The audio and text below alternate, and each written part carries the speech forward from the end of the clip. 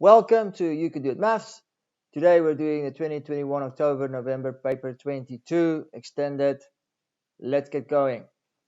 Question 1. We need to find the difference between minus 1 degree Celsius and minus 8.5. Okay, it's very cold. Imagine that on a number like or a thermometer. What's the difference? What's the distance between those two numbers? And that, of course, is 7.5. Okay. Don't put a minus in front. 7.5 is the answer. Question 2, stem and leaf diagrams. Modal age. Modal means the most. Which number occurs the most? Look for numbers that is next to each other. And there's only these two numbers. The only two that's next to each other. It's the same. So that 1 is not a 1. It's, of course, 41. Next is the median. Median means the middle number. So if we've got 15 women and we line them up, okay, from the youngest to the oldest, which woman will stand in the middle? Okay, one way to work this out is by taking that 15, add 1, and then divide it by 2. So that 16 divided by 2 gives us 8. The 8th woman is the one in the middle. So let's count that. 1, 2, 3, 4, 5, 6, 7, 8. That 3 there, that is the middle. Okay, you can double check that. There is, of course, now 1, 2, 3, 4, 5, 6, 7 women that's younger, and there's 1, 2, 3, 4, 5, 6, 7 women that's older. That is definitely so. 43 is the median age. Last one, the percentage of women that is older than 51. There is 3 of them, 50, 52, 53, and 58. 3 out of 15 women in total. Percentage, we times that by 100. 20%, of course. Question 3, change 2.14 hours into minutes. And what it is definitely not is not 2 hours, 15 minutes. That is completely wrong. Okay. Right. One way of doing this is to work out the 2 hours, of course, is equal to 2 times 60. It's 120 minutes. And then we got that 0.15. Okay, 0.15 of an hour. Now that would be 15 out of 100, 15 hundredths. But time, of course, works differently. We stop counting when we get to 60 and we start again, like normal numbers where we count up to 100. So we need to take that, change that to a number out of 60. So we just do 0.15 times 60, and that will give us 9 minutes. So the total amount of minutes for 2.15 hours is 129 minutes. Question 4, this is all about angles. Let's read the information carefully. ABC is a triangle and ACD is an isosceles triangle. So the first thing we know about an isosceles triangle is that the base angles are the same. So this angle here, ADC, equals angle ACD. So that one there is also 58 degrees. Okay, now we got two angles in this angle. Be careful, that one at the top. We have the whole angle, but we don't have angle CAD. So angle CAD will be the other two angles subtracted from 180. Angles in a triangle is 180. So it's 180 minus 58, 58, which is 64. Okay, so we got this angle 64. That means we can work out angle BAC. Okay, so we know BAD is 86. We subtract that 64, and that will give us 22. We can now look at the other triangle next to it. Let's highlight that one. Again, this is an isosceles triangle. The two base angles are the same. So for angle, well, this first to 180 minus 22, which of course will give us 158. Divide that by 2, will give us the answer of 79. Question 5. Let's take it slow, step by step. Angelique rents a room for a party. The cost of renting the room is $15.50 for the first hour and then $7.25 for each additional hour. So we need to take the amount she paid, and first we subtract what she paid for that first hour. So for the first 1 hour, she paid how much? $15.50. So we subtract that. That's $79.75. So that means that's what she paid for the remainder of the hours that was left, which was $7.25 an hour. So for the rest of the hours, we need to do $79.75 divided by 7.25. So that's another 11 hours. Okay, so remember, there's the first hour and then the other 11 hours. That gives us a total of 12 hours. Right, question 6 said, without using a calculator, that means if you were to type things into your calculator like this,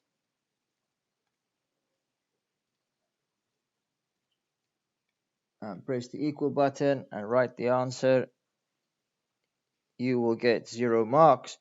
What is important is the working and everything in between. So let's start. Make sure we show all the working. The first step here is BIDMAS. We need to do the division before we add. Now, if you remember correctly, when we divide, we can invert the second fraction. We become 6/7 and multiply. Invert and multiply. Don't forget the 1/5. Okay. From here, there's 2 ways to go ahead. You can do 1 times 6 and 3 times 7. Or we can simplify before we multiply. Either way, you get to the same place. 1 times 6 is 6. 3 times 7 is 21. We can simplify that by dividing both by 3. That will give me 2/7 and 1/5. Okay. Or you can cancel the 3 there and cancel the 2 there, and you'll get the same answer. Of course, you can also check it with your calculator to make sure you stay on the right track. I recommend doing that. See? Okay. Next, when we add and subtract, we need to get the denominators the same. The lowest common multiple of 7/5 is, of course, 35. So we've multiplied the 7 by 5 to get a 35. So we multiply the 2 by 5, that gives us 10. We multiply the 5 by 7 to make it 35. So we multiply the 1 by 7. So that gives us 7. When we add that together, it gives us the final answer. And now you'll get your full marks for showing every step. Okay, 1 mark for inverting and multiplying. 1 mark for getting 2/7 or equivalent, 6/21. Okay, 1 mark for getting common denominator. It doesn't have to be 35, it could be 70. And then after all of that, you got those marks, then you get your final mark for that one.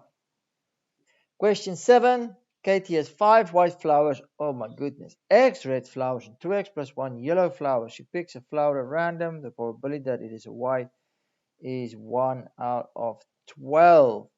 Right. Now, what do we know? We know that Katie's got 5 white flowers. Okay, so if we want to write that as a probability, we need to write it as 5 out of the total amount of flowers. Do we know what's the total amount of flowers? Yeah, kind of. Total flowers, okay? We can write an expression for that. There's 5 white flowers, there's X red flowers, and there's 2x plus 1 yellow flowers. We can simplify that to 3x plus 6. So the probability of picking a white flower is 5/3x plus 6. But they also tell us that it's 1 over 12, so that is equal to 1 over 12. So now we just need to solve this equation. Okay, to get rid of the fractions, we multiply the 12 over there, which is 60, and we multiply the 3x plus 6 over there times 1, means it stays the same. Now we subtract the 6, which will give us 54, and then we divide the 3, which gives us x equals 18. Brilliant. What can we do with that information? We want to know the probability of a yellow flower. Yellow flowers is 2x plus 1. So if we do 2 times 18 plus 1, we know now there are 37 yellow flowers. So to write the probability, we need to write a 37 out of the total amount of flowers. We have the total amount there. So we do 3 times 18 plus 6. 3 times 18 plus 6, of course, is 60. So that is the total flowers. And that will be the probability. 37 out of 60. Well done. Question 8 is a calculator question. And lots of students got this wrong. That's important that you are familiar with your calculator. Practice using it, the one you're going to use in the exam. First, that root 4, my calculator, I need to press shift, and there is a button there that will allow me to put any root in. So now I can make a little 4 there at the top and use the arrows to go under the root. Now next I want to put in a mixed fraction. So I press shift and my fraction button, which allows me to put in a mixed fraction. That's 39 and 1 over 6. Press equal, and oh, not 6, 16. My goodness, don't want to lose marks for no reason. And there we go. The answer is 2.5. Practice using your calculator. Question 9. Safer thing here to do is put everything as decimals. Okay, so first of all, 2.1 in standard form, 10 to the power of -1. That is 0.21. So let's write that down. 0.21. 0.2 recurring, of course, 0.22, etc. 22%, of course, is 22 out of 100, which is 0.22. Okay, maybe we should add some 2's to that one. Okay, square root of 0.2, there we go, 0.447, etc. And the last one, 24 out of 1,000, of course, is 0.024. Okay, now it's a lot easier to write these numbers from the smallest to the biggest. We can compare them. Okay, keep them in the original form though, right? So here we can clearly see by looking at, well, the units column is all the same. Looking at the tenths column, 0 is the smallest. So this is the, the smallest number is this one, which was our last one, 24 over 1,000. Okay, next, well, the second last one is clearly the biggest. So we write that in, root 0.2. Okay, because that's bigger than all the other one, root 0.2. Okay, let's look for the second smallest. So we're looking at the hundredth column. These two are the same. There's a 1 there. So the first one is the second smallest, 2.1 times 10 to the power of -1. Okay, so we saw that one. And then what is the next smallest? Well, we can, these ones continue with a 2. We can add zeros to this one, right? So the third one there will be the third smallest, 22% or in the middle. And then, of course, 0.2 recurring is slightly bigger than that one. And you've done it. Question 10. the interior angle of a regular polygon. Let's draw a part of that polygon. All right, imagine there's a polygon, many-sided shape, and it continues up there. We don't know how many sides it's got, and the interior angle is 156. Now, if we know the interior angle is 156, we can do 180 minus 156. The exterior angle is 24. It's very useful knowing the exterior angle because we know that all exterior angles of any polygon always add up to 360. So we just need to do 360 divided by 24. And we have the answer. It's got 15 sides. Question 11. Let's look at this carefully. A car starts a journey by accelerating from rest at a constant speed rate of 0.7 meters per second for 20 seconds. So we can clearly see that in the line that's drawn there. Before reaching a constant speed. Now remember, if you're going at a constant speed, it means the line goes horizontal. Okay. So if we have to indicate that constant speed on the graph, what do we have? We've got speed. Let's write this down. Remember this one? Speed, distance, time. The formula is always there in the units. That's distance, that's time. Distance divided by time gives you speed. Okay, so up here we got 14 meters per second, which means we have the speed and we got the distance because it travels for 40 meters per second for 210 meters.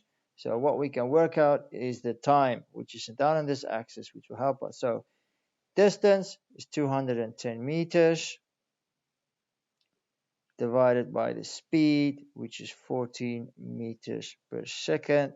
And look at that, that meters will cancel out and we'll get an answer in second.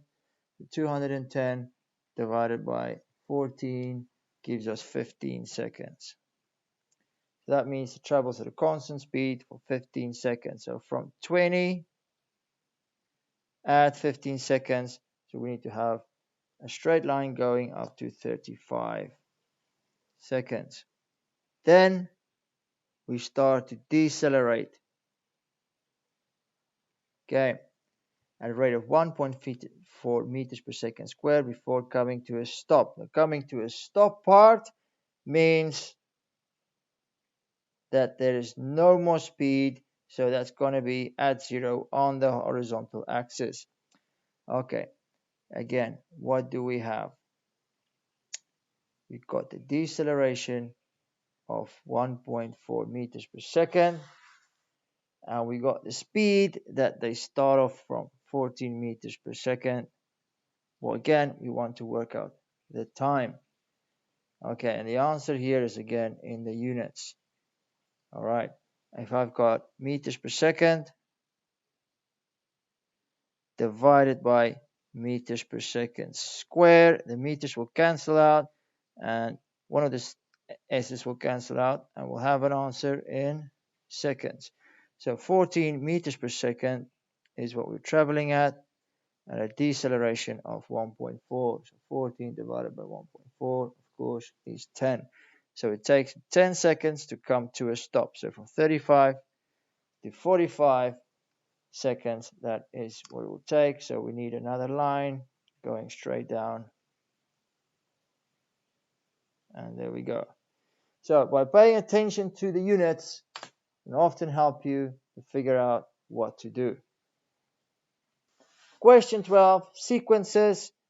Always try first to find the term-to-term rule. So the first one, from 8 to 3, we subtract 5, and we keep subtracting 5 each time. That means it's linear. Okay, that means there is n minus 5. No, it's not n minus 5. Never, don't write that. Okay, it's wrong. Okay, students always write that. Okay, it means it is similar to the negative 5 times table.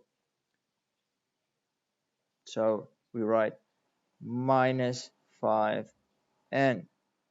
Okay, the minus 5n times table looks like this. Minus 5, minus 10, minus 15. You see, we subtract 5 each time, just like we did in sequence A. Okay, difference though is sequence A starts at 8, then it goes to 3, then it goes to minus 2. So you ask yourself, how do you get from minus 5 to 8? How do you get from minus 10 to 3? How do you get from minus 15 to minus 2? Okay, and the answer there is yes, you need to add 13. Another way to check this is continue your sequence in the opposite direction. What would be the 0th term? The term over here, that would be, of course, 13. Because 13 minus 5 is 8. That also gives us the number that's at the end. Okay, sequence B.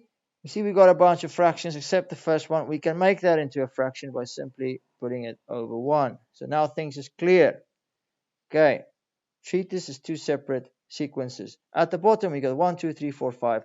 That is straightforward, the most basic sequence, the counting numbers. So that's just n.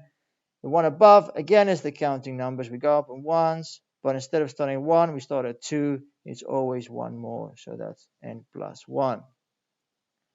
Okay, last one sequence. Look carefully. We can see here that this is not linear, it's geometric because we are doubling or multiplying by 2 every time. Okay, for finding a geometric sequence, there is a formula.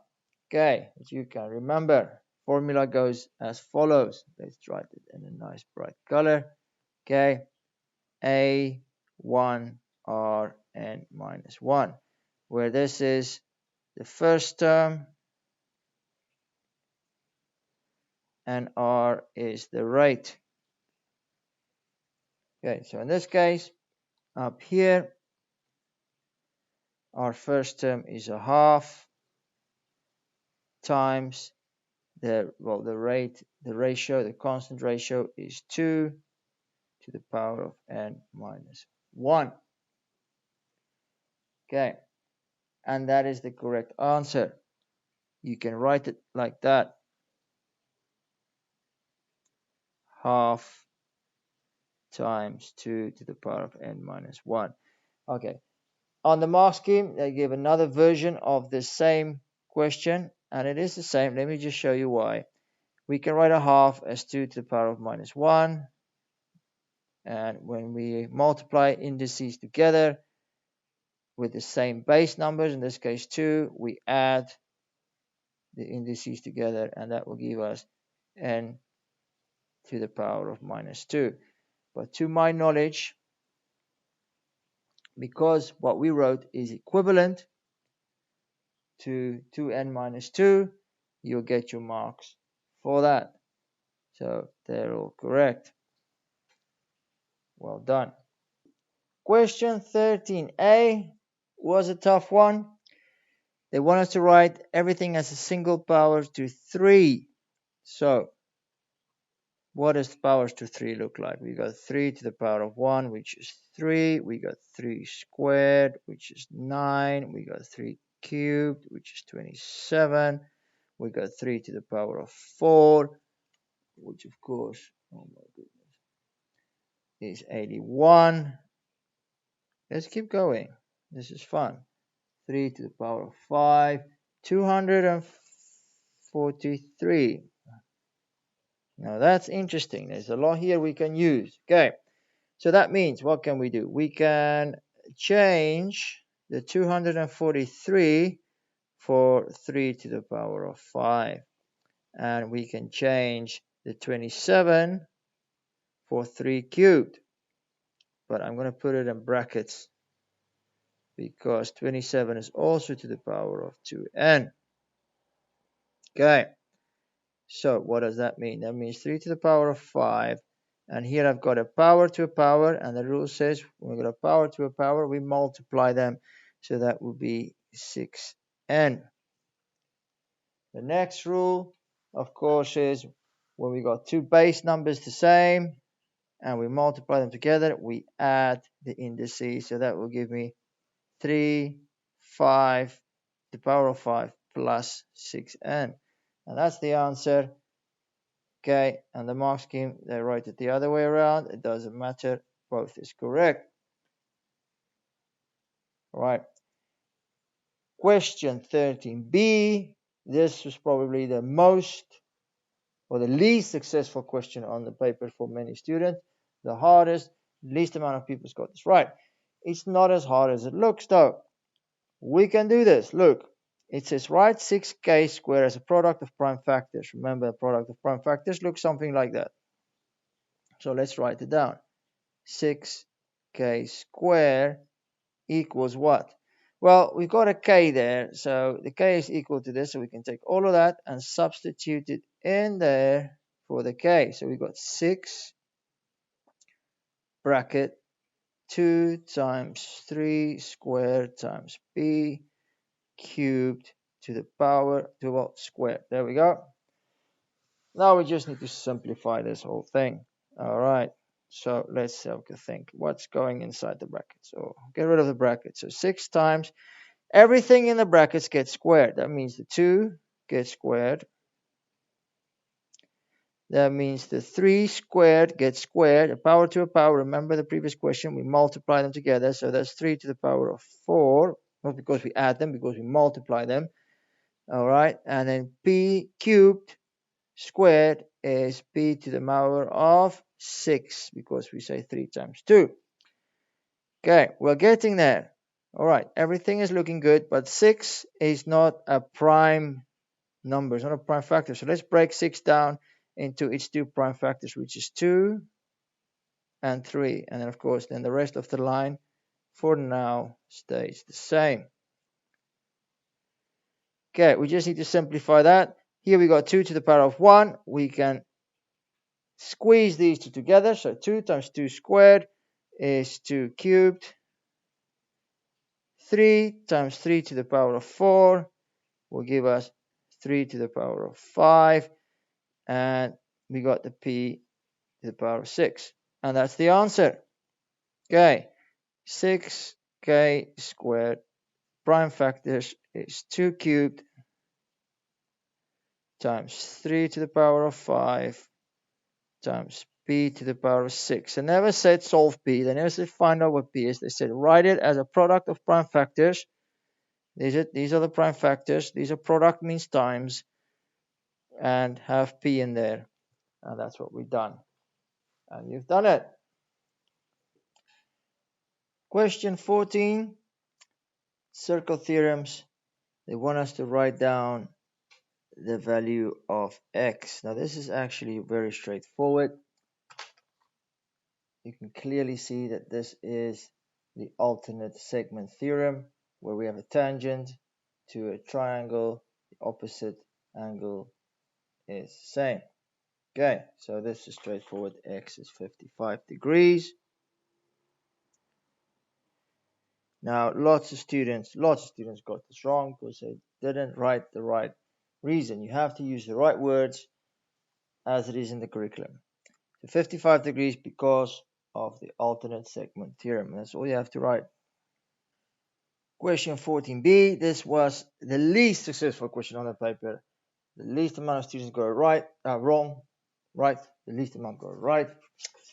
Let's have a look. Another tangent from point S touches a circle at V. Let's draw that. It would look something like this. Okay. And that would form a triangle. Something like that. Okay. And then they say, why is it an isosceles triangle? And again, this comes down to studying your circle theorems, because that one refers to this circle theorem here. Okay. Where a point, external point from outside a circle, forming two tangents, it's got the equal length. Okay, so what you need to write here is tangents from an external point are equal.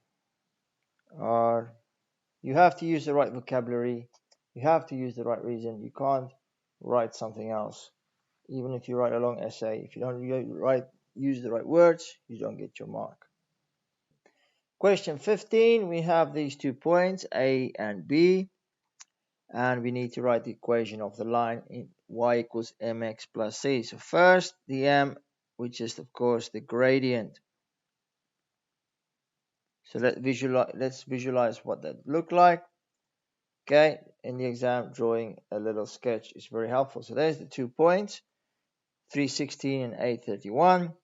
If we were to connect them with a line, it would look like that. Okay, and then to find the gradient, we need the change in y over the change in x, the rise over the run, meaning we need to find, okay, the rise is the change in y over the change in x, like that. Okay, to find that, we can count the squares in this case because I got squares, or we look at the difference. Let's first look at the difference in the y. That's 31 and that's 16. 31 minus 16 being 15. So the rise here will be 15. And in the run, the difference between 8 and 3. So 8 minus 3. As you can see, that's 5 squares. Okay. And that would be, of course, 15 over 5, which is a gradient of 3. What would it look like on your paper?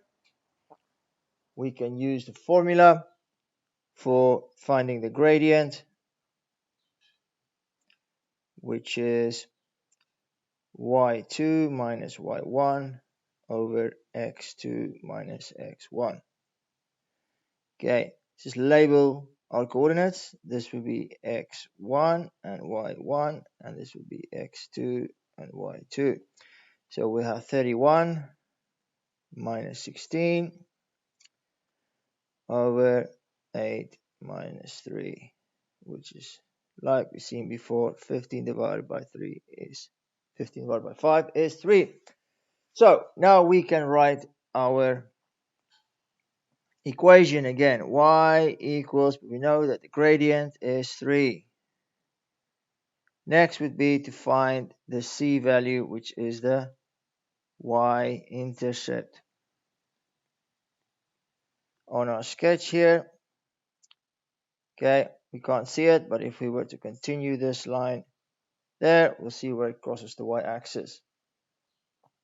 On our paper here, we have this equation, y equals 3x plus c, and we got x and y values. We got 2 of them, there and there, in the form of the coordinates. So we can pick any one of these and put it into that equation. I'm going to just use the first one.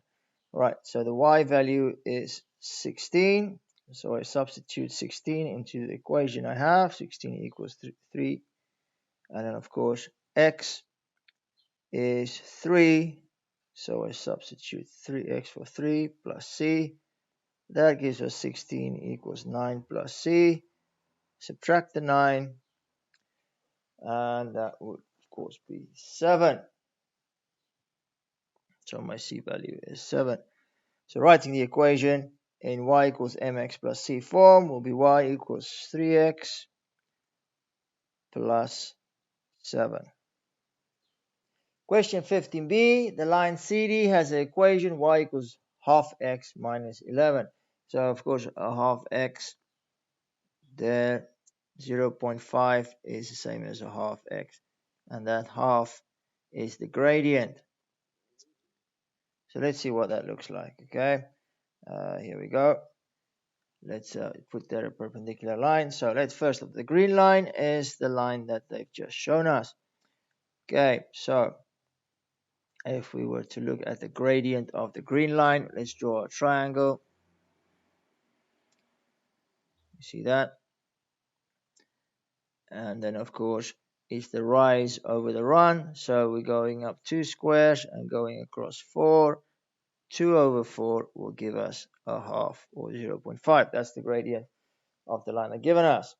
Now looking at the perpendicular line, the line is drawn there. See, that's 90 degrees.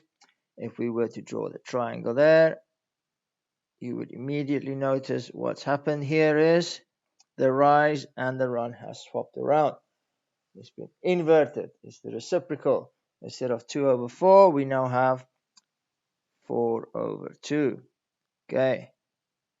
So we kind of swap those two things around. It's 2 over 1.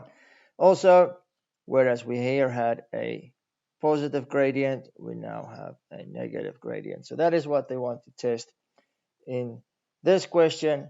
Do you know to find the new gradient that you have to write the reciprocal, invert the gradient, and change the sign? And of course, minus 2 over 1 is the same as minus 2. So the gradient is minus 2. Many students try to write an equation like the previous question. Don't do that. They just ask for the gradient. Just write minus 2. Question 16, probability. It says Sachin picks a number at random from the first 3 multiples of 3. What is that? That's 3, 6, and 9.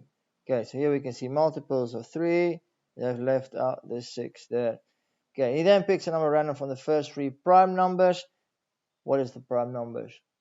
2, 3, not 4. Many students in the exam wrote 4 as a prime number. The next prime number after 3 is 5. So here at the prime numbers, they left out the 5. Okay, and he then adds the 2 numbers. Okay, so we can see the added 2 and 3, we got 5. So 2 plus 6 is 8. 2 plus 9 is 11. 3 plus 6 is 9. 3 plus 9 is 12. 5 plus 3 is 8. 5 plus 6 is 11. And 5 plus 9 is 14. Okay, all good and easy. Question 16b. Given that the score is even, now this is important, given that the score is even. Okay, given, gave it to us. Okay, it means we're only looking at the even scores. So we're only looking at the 6, the 8, the 8, the 12, and the 14. There is 5 of them. Okay, remember the scores are these 9 numbers here. Some students included the first row and the first column, which you shouldn't. Okay, so those 5 even numbers.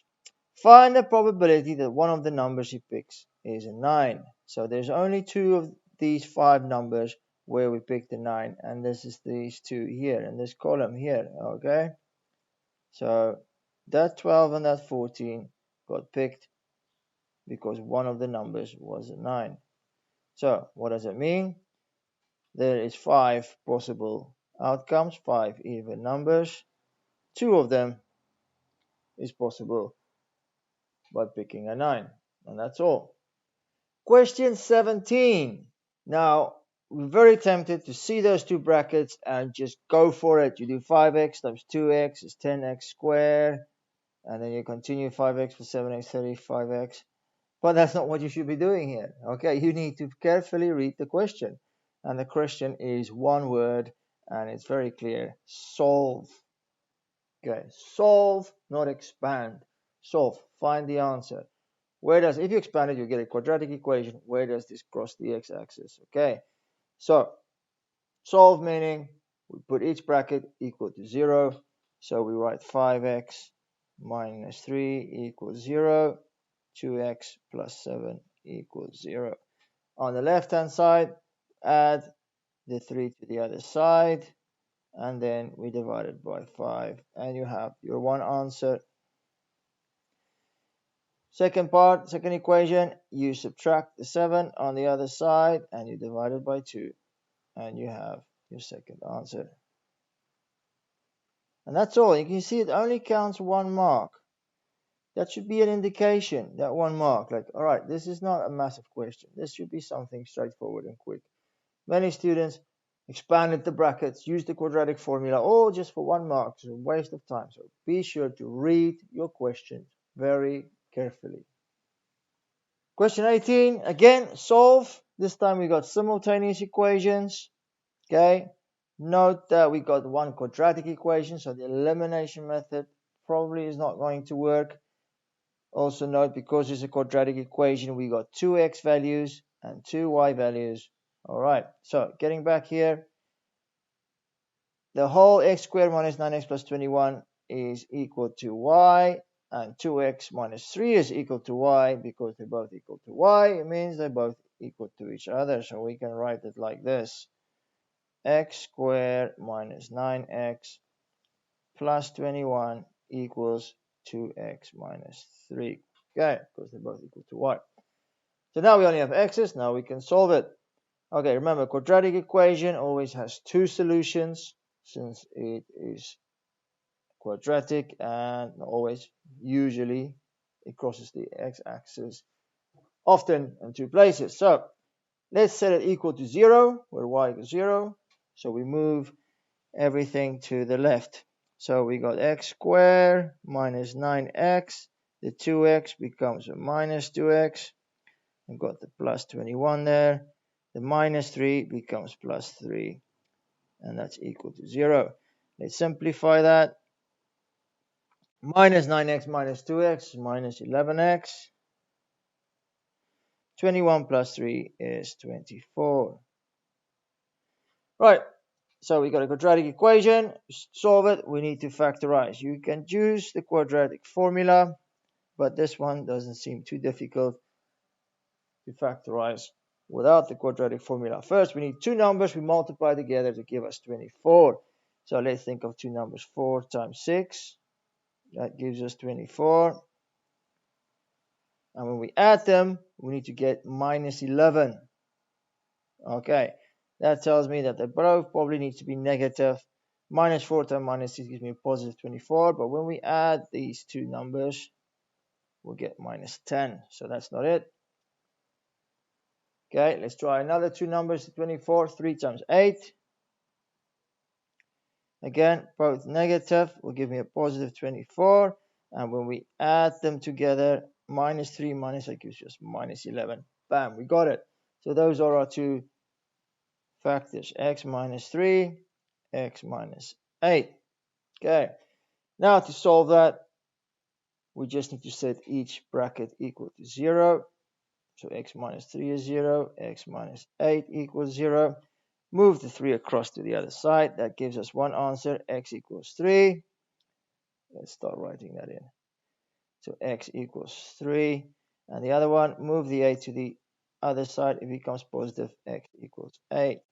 Right, now to find the y values, we substitute those back into any one of the equations at the top, any one of these two. And of course, that second equation will just be a lot easier. Right, so here we go for it. It's 2x minus 3. So y equals 2x minus 3. Substitute that 3 in there to find the y value. That gives us 2 times 3, which is 6, minus 3. It gives us 3. So over here, when x is 3, y equals 3. Let's do the same with the other equation.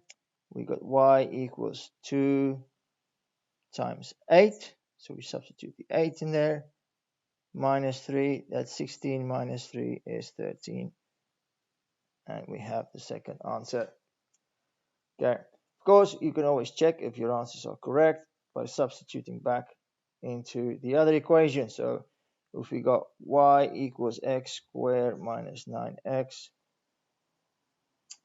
plus 21, if I put the 3 in there, okay, and use your calculator to do that, you get 3, you get y equals 3, and that's what we want. So that's correct. And we do the same with the other one. We got 8 squared minus 9 times 8 plus 21. Check it on your calculator. We get 13. We know our answers is correct. Question 19, Venn diagrams. Lots of students struggled with this. Okay, the main thing to remember here is what to do with the different symbols. And for me, what I like to do is just remember this, right? U means union, and you leave. You never rub anything out. N means intersection, and you need to rub stuff out. Okay. Union means in the one or the other or both. Intersection means in both. So that means the following.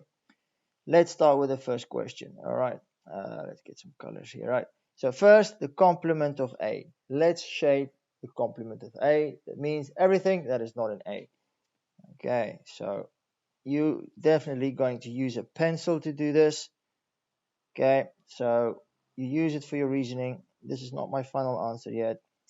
This is just me figuring things out. Okay, that's it. That's everything that's not A. Then the complement of B means everything that's not B. So here we go. Everything that's not B. There we go. All right. Then we look at the sign, and the sign is union. Union means leave. We don't rub anything out. Everything now that I have covered, that stays the same.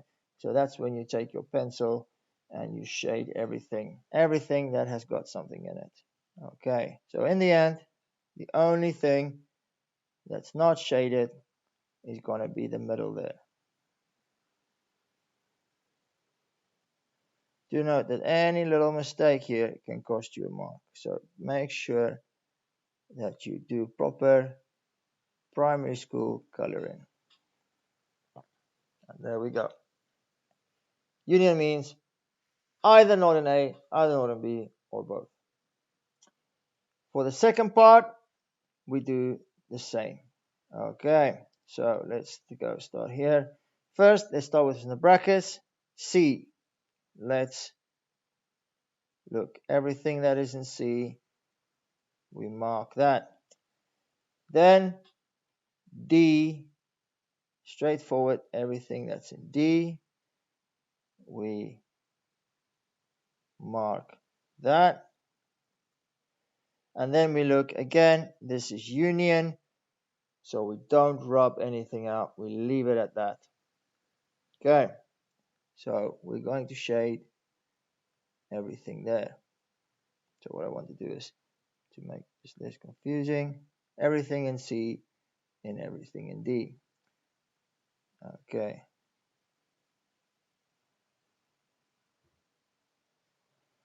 Right, that's just the bracket.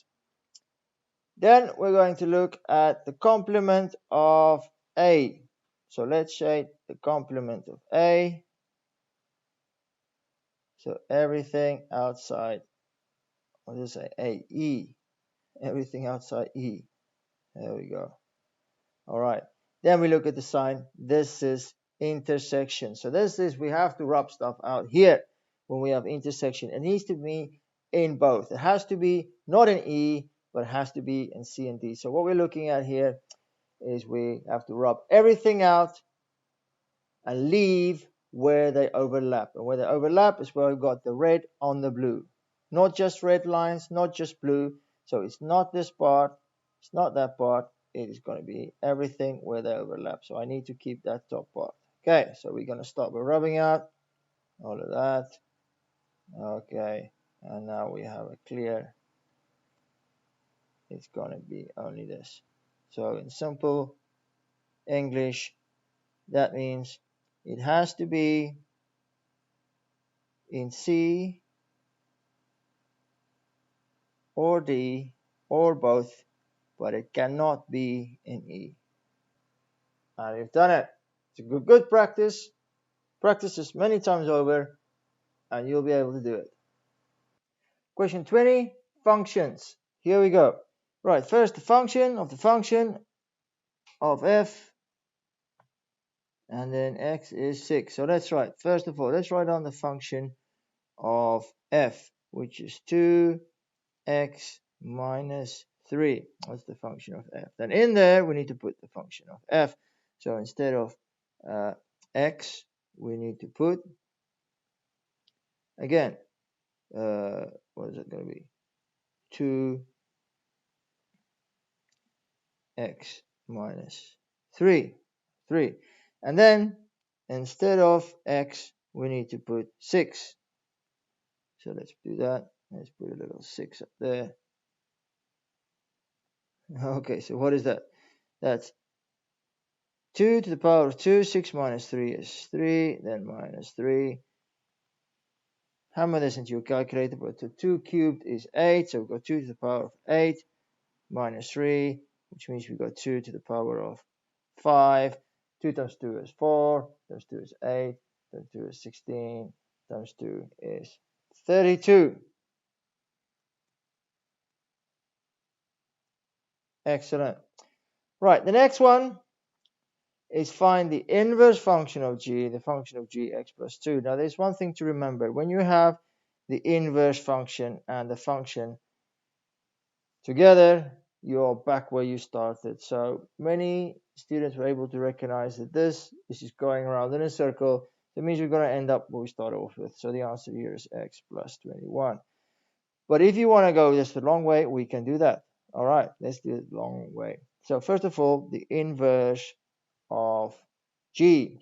To find the inverse of g, let's set the equation equal to y. So we got y equals to x minus 1, and then we make x the subject. So we add the 1, and then we divide the 2. So the inverse of g, just remember then to change the y back to an x. We'll be over that. That will be x plus 1 divided by 2. Now if we have the inverse of function of g, we need to change that x to the function of g, which is 2x minus 1. And then again, of course, we need to change the x for x plus 21. So again, we need to change that x for x plus 21. Let me just have more space. So it's 2x plus 21. Okay, so let's do that. Minus 1 plus 1, that will cancel out. 2 times x is 2x. 2 times 21 is 42. And then we can divide everything by 2. So 2 divided by 2 will give us x, and 42 divided by 2 will give us 21. That's the long way. But just remember, the inverse and the inverse function is going around in a circle. You're back where you started. Question C, find x when the function of x, let's write that down, the function of f is 2x minus 3 equals the function of h, which is 5x minus 4. And then as well, they've changed the x to an 84, so we can do that, change that x to 84. So let's work this out. Okay, so first on the right hand side, 84 minus 4 is 80. And then we can simplify this by dividing the top and the bottom by 5. That will give us 1 over, what's 80 divided by 5? 16. Okay. Right, what we want to do is we want to get the base numbers the same. We want a 2 at the base here as well. So first of all, 16 can be rewritten as 2 to the power of, what is that? 3. 2 times 2 is 4, times 2 is 8, times 2 is 16. No, that's 4. 2 to the power of 4 equals 16. Okay, so let's do that. 1 over 2 to the power of 4. Then rules of indices states that if we got a denominator, we can write it normally as long as you make it a negative. There we go. So now we got the two base numbers the same. Because they're the same, it means this equals that. So we got x minus 3 equals negative 4. Add the 3, so x equals minus 1. Question 21. This is very doable. You just need to go slow and pay attention to the signs, the minuses and the pluses. Don't get them wrong. Don't make any silly mistakes. First of all, x minus 3 squared means x minus 3 times x minus 3. Okay, it is not x squared, right? X minus 3 squared, just remember this, is not x squared plus 9. You don't just square the x. All right, that is very wrong. So don't do that. Okay, right. So let's expand these brackets. X times x is x squared. X times minus 3 is minus 3x.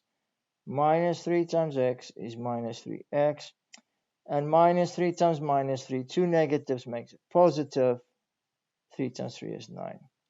Don't lose the 2x plus 5. Let it hang around there. We hope it's got some patience. Right.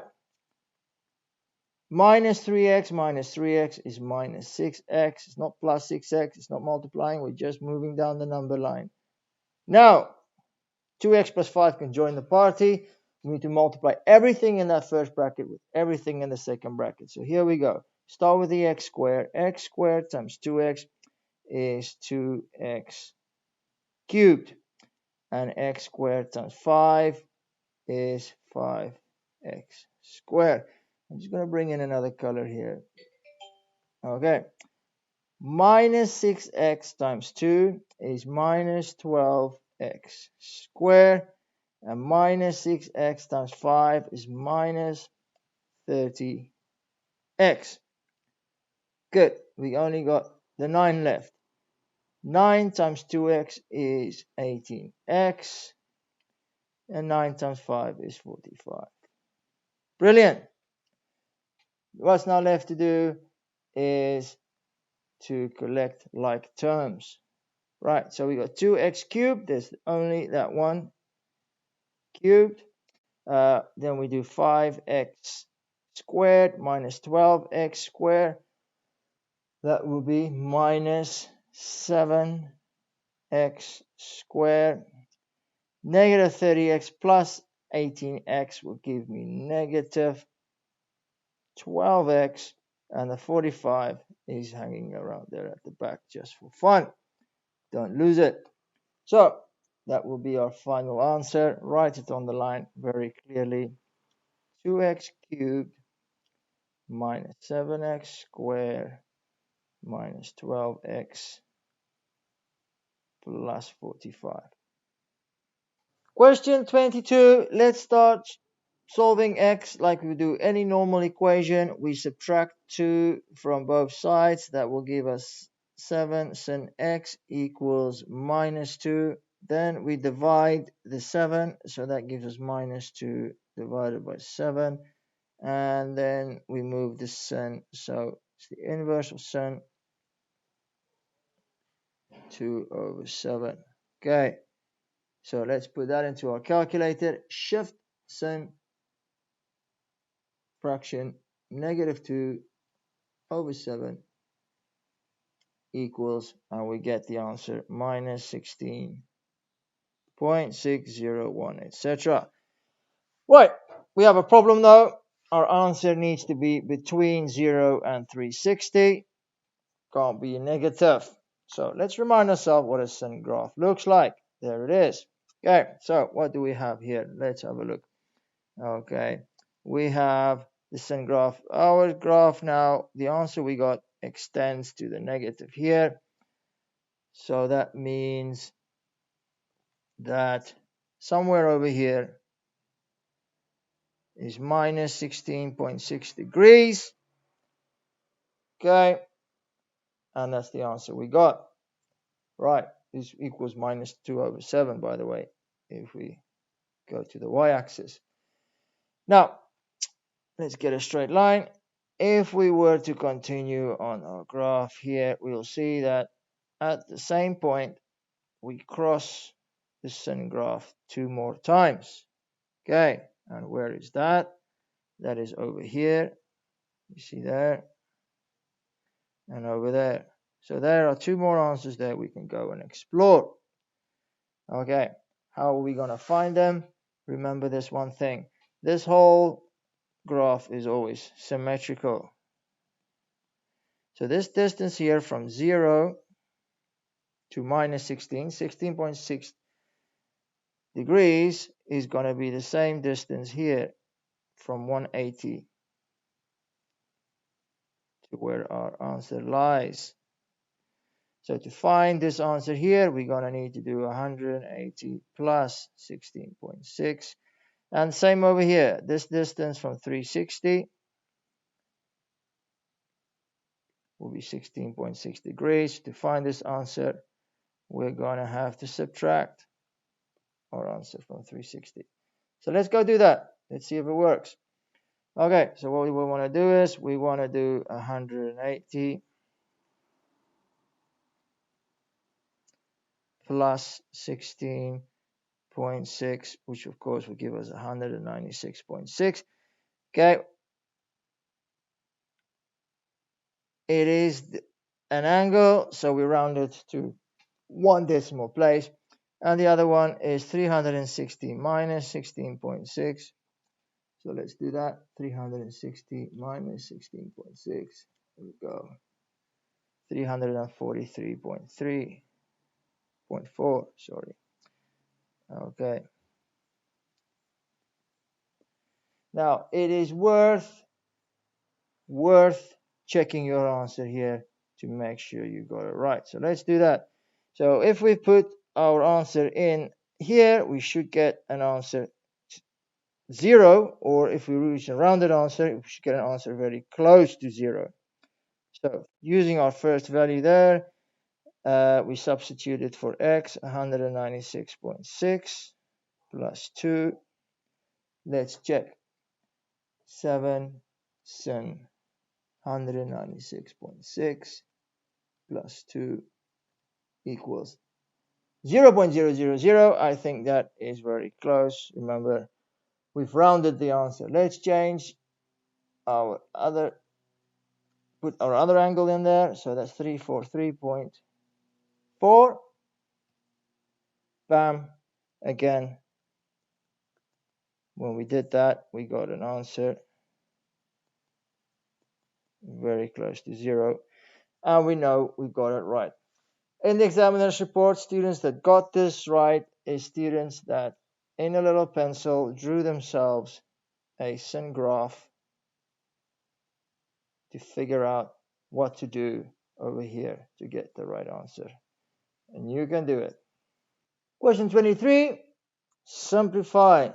Now start off where it looks easiest. And for me, that denominator looks easier. There's a clear common factor of 2. So let's factorize that out. So it's 2x squared minus 144, right? Always check. Is it right? 2 times x squared is 2x squared. 2 times minus 144 is minus 288. Right. Now, because that's a square number, that's a negative. This is easy to factorize. We just square root the x squared, and we square root the 144, which is 12 and 12, and we put a plus and a minus. Okay, if you're not sure about how to do that, I'll put a link in the comment section to make you understand better. Okay, now that is good. That's the easy part, because 99.9% of the time there will be above the line as well an x plus 12 or x minus 12. So that will help us factorizing the top. What we can do with the top is we can break this down. I'm going to factorize. I wanted a different color. I'm going to factorize these two terms together and factorize those two terms together. So let's start with that. Okay, first 3xy plus 36y, they've got a common factor of 3 and a common factor of y. That will leave me with x plus and 3 times 12, of course. My dog, that is just somebody walking in the street. They are not attacking us. Relax. Okay, they're gone. They're gone. They are gone, cheetah. Relax. Okay, great. You see, you've got x plus 12, x plus 12. Double checks. 3y times x is 3xy. 3y times 12 is 36y. Great. Okay. Now, we're probably gonna get another x plus 12 there, because this is just how things roll. Let's see. Common factor here is 5. Brilliant, yes. And we're also going to factorize out the negative. Okay. So minus 5 times x is minus 5x. Minus 5 times 12 is minus 60. It is correct. Keep checking yourself every part of the way, because students who get this wrong is they make silly mistakes. Right, now we can factorize out that x plus 12 and x plus 12. Take it out as a whole bracket. Okay, so we write x plus 12, and in the other bracket we put that what's left, 3y and minus 5. Below the line we still have the x plus 12 and the x minus 12. Okay, brilliant. Now we can cancel that x plus 12 and x plus 12, and that will give us the final correct answer, which is 3y minus 5 over 2x minus 12. You don't have to expand the bracket at the bottom. It's not necessary. If you want to have some fun and do it anyway, go ahead. But you've done it. Right, I hope you enjoyed that video as much as Cheetah likes barking at nothing. Please leave some comments in the comment section and subscribe. See you again soon. Bye bye.